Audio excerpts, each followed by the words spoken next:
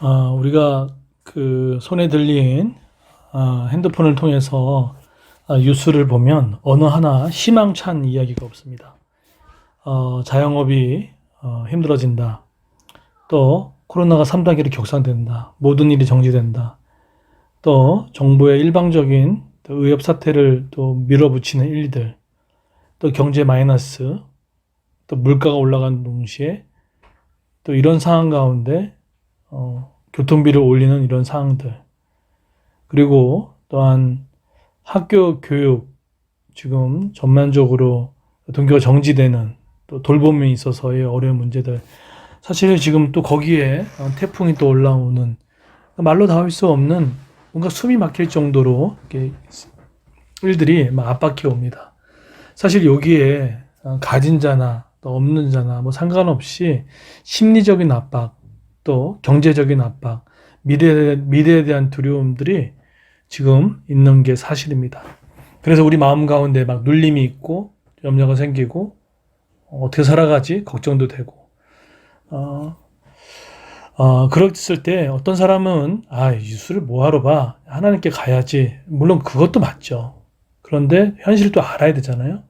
또 반면에 하나님만 알아야지, 또 현실을 모르면 또 안 되잖아요. 또 이런 식으로 양극단에 설 때가 있습니다. 그런데 여기서 어떻게 할 것인가, 오늘 히스기야가 오늘 이야기를 하고 있습니다. 오늘 이 사항들 가운데 아수르 왕이 쳐들어왔죠. 당시 강력한 정권을 갖고 있었습니다. 마치 지금 집권 여당처럼 180석을 가지고 있는 힘처럼 강했습니다. 그러고 와서 조롱합니다. 6절에 보면은 애굽을 의지하느냐. 그러니까 지금 너희가 하고 있는 것에 대해서 인정하지 않아요. 조롱하죠. 그리고 심지어는 더 나아가서 하나님을 조롱합니다.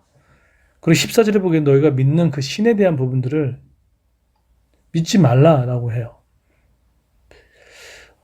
그래서 지금 힘으로 조롱하고 또 교회를 조롱하고 하나님을 조롱하려 합니다.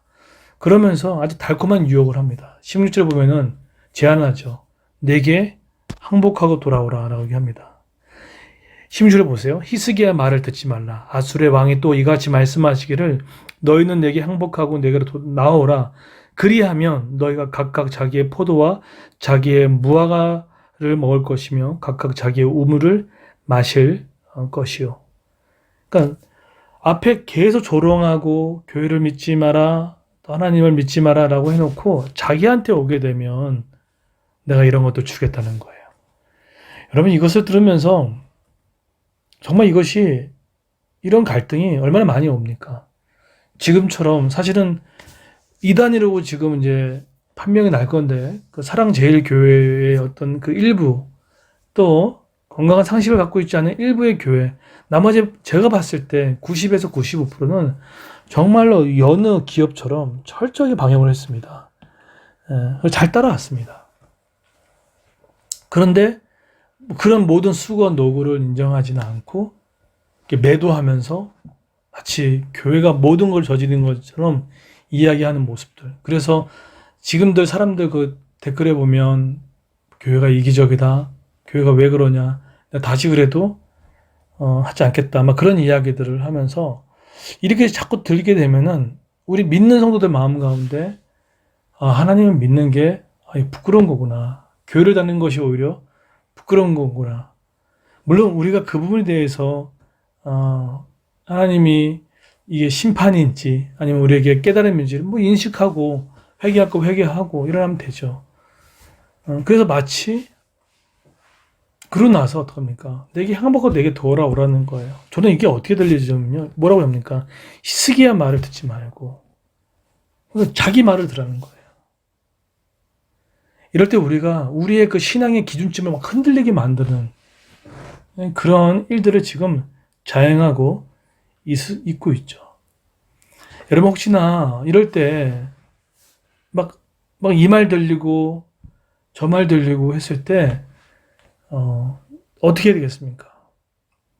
여러분, 정도를 지키십시오. 저는 한 가지 믿는 건, 하나님의 주인으로 모시지 않는 사람의 이야기를 저는 가려서 들을 필요성이 있다는 생각이 듭니다. 물론 하나님께서 일반 계시를 통해서 우리에게 말씀을 하십니다. 예, 인정하자고요. 또는 위정자를 통해서. 하지만 그 부분들 가운데 먹을 걸 주겠다, 나아지겠다고 했지만 여기에 그 말을 듣지 마라, 하나님의 말씀을 듣지 말라 라고 했을 때는 우리가 디바인 노 할 필요성은 분명히 있다는 것입니다. 그래서 분별해야 돼요. 이것을 분별하지 않으면 우리가 떠밀려 갈 수 있습니다. 때로는 그 이야기가 남편이 그렇게 얘기할 수가 있고, 때로는 내 주변의 가족들이, 가족들도 그렇게 얘기하고 있고, 야, 그렇게 할 바에는 뭐하러 하냐? 그렇게 할 바에는 교회는 뭐하러 다니냐? 라고 할 수 있다는 거예요. 너무 똑같아요. 그런데 여러분, 이게 우리 잘못입니까? 엄밀히 말해보자고요. 우리 잘못입니까? 코로나가 우리 때문에 일어났습니까? 분명히 얘기했지만 코로나는 우한에서 나타난 일이었습니다. 그리고 더 나아가서 인간이 넘어서지 말아야 할 자연계를 넘어섰던 오는 초래된 부분입니다. 우리가 한 게 아니잖아요. 그렇게 했던 사람이 있는 거잖아요.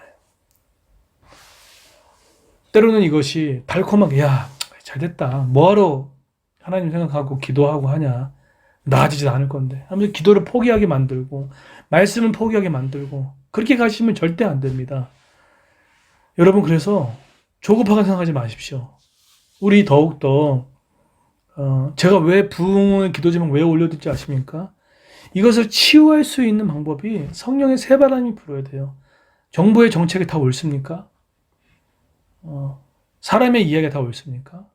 하나님의 성령의 새바람으로 그 통치권들의 사람들의 마음과 생각을 다시 붙잡아야 되고, 우리가 들어야 할 것은 무엇이고 아니 들을 것은 무엇인지를 분별해야 되며 해야 됩니다. 그러려면 우리가 깨어 있어야 돼요. 정도를 지켜 있어야 됩니다. 저는 이런 생각을 합니다. 제가 지난달에 40일 작정 기도를 하고 지금 이제 다니엘 20일 기도를 쭉 하면서, 만약 그때 그 시간들이 없었다면 제가 분별할 수 있었을까? 기도로 서 있으면요, 이게 보입니다. 내가 어떻게 할 것인지. 오늘 히스기야는 이런 이야기를 했을 때 21절, 22절에 보면은 말하지 않았어요. 뭐 여러 가지 해석할 수가 있지만 답이 없는 거죠. 서로 얘기했던 지금 우리 한국 사회에 답이 있습니까? 말할 수 없어요.